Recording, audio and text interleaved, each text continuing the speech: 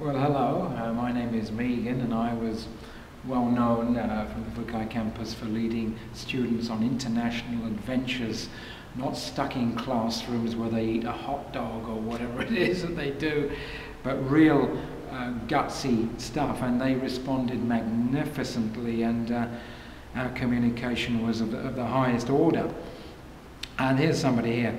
I think that travelling the international countries is valuable for us. We can learn various cultures in the country and communicate with various people. And this they did.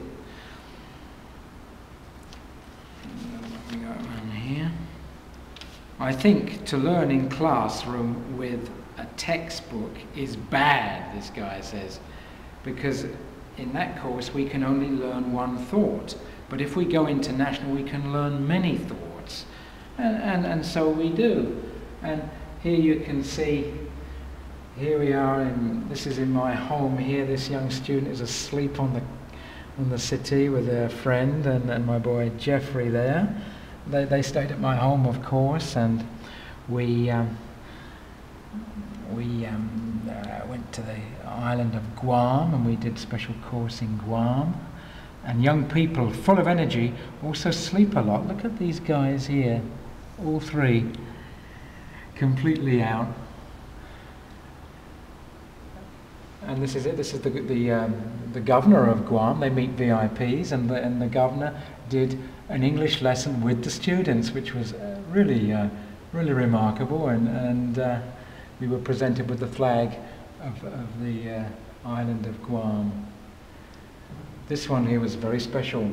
The students went all the way to New Hampshire, to a place called Portsmouth, where the peace treaty between Russia and Japan in 1905 was signed, and we went there 100 years later, the anniversary, and you can see this came, it's also in Japanese and English, and the students were the only students from Japan to be at that 100th year peace anniversary.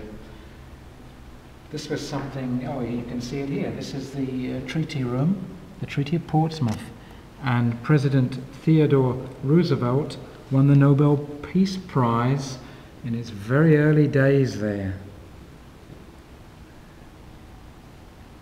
One of the great friends of the students is Dwayne Oakley, and here it is in San Francisco. And the students from San Francisco lived a spectacular adventure. We didn't stay hardly at all in hotels. We slept on the Golden Bear, the ship of the California Maritime Academy there. And here you have the Peace Boat in Alaska, and I hitchhiked a ship.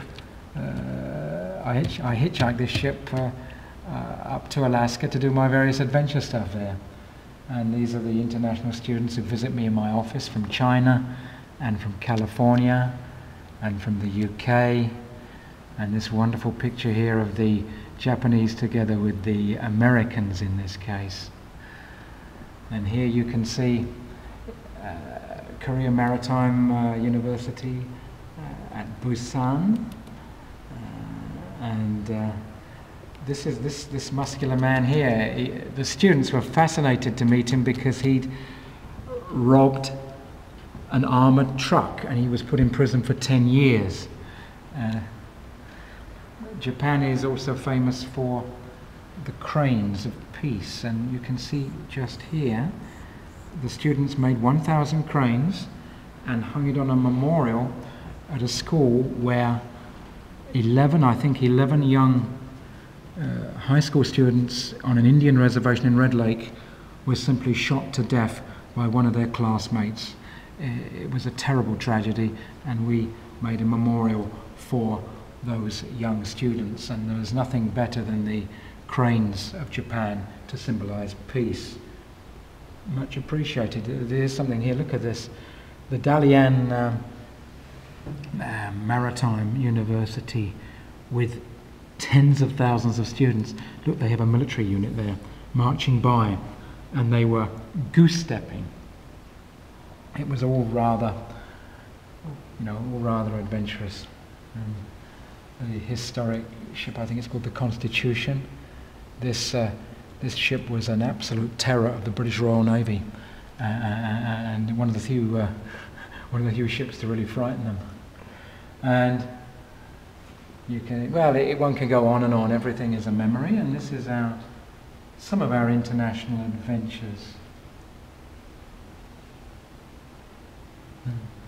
I can't help but say this lady is from Armenia, and I spoke on Armenian television about the activity of the students in Alaska when we were doing the last action of the century, and the people of Armenia were very touched by what we did then.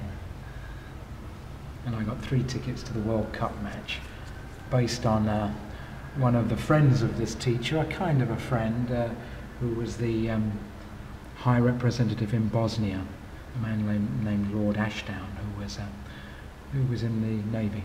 So, okay, so there we are.